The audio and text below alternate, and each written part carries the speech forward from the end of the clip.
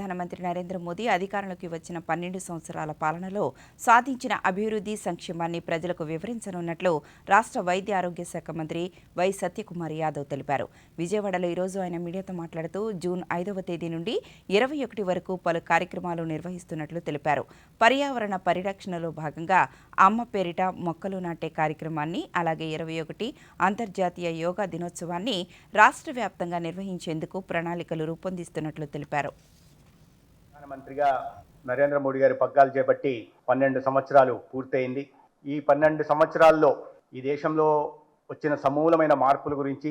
సమాజంలోని ప్రతి ఒక్కరి జీవన ప్రమాణాలు పెరగడం గురించి, పేదరిక నిర్మూలన నుంచి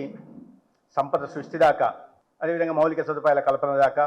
తీసుకున్న నిర్ణయాలని ప్రజలకి తెలియజెప్పడం కోసం 12 సంవత్సరాలు పూర్తయిన సందర్భంగా భారతీయ జనతా పార్టీ ఒక అవుట్ రీచ్ ప్రోగ్రాం చేపడుతుంది. దీంట్లో భాగంగా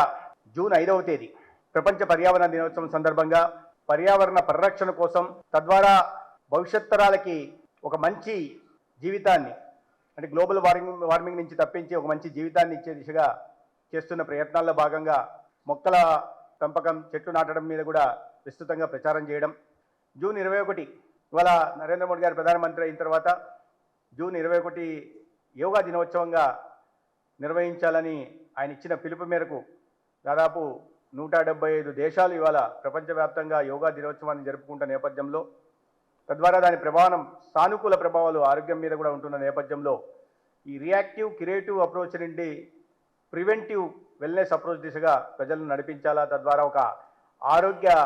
దేశాన్ని, భారతాన్ని నిర్మించాలా, ఆరోగ్య ఆంధ్రప్రదేశ్ని నిర్మించాలనే ఉద్దేశంతో యోగా దినోత్సవాన్ని కూడా